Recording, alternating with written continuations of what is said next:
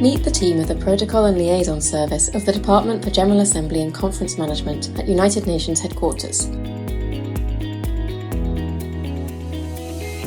You normally see them do this, or this, or that. But there is a lot more that the Protocol team does.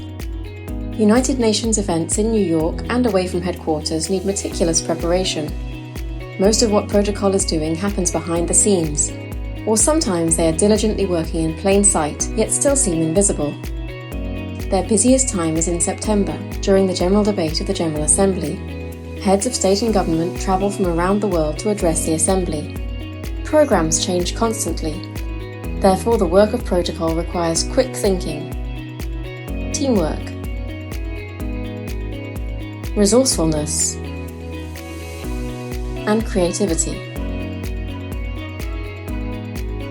Who sits where at official luncheons? Who gets to stand in the first row of an official photo? Who has VIP seating? The Protocol team prepares detailed seating or standing arrangements.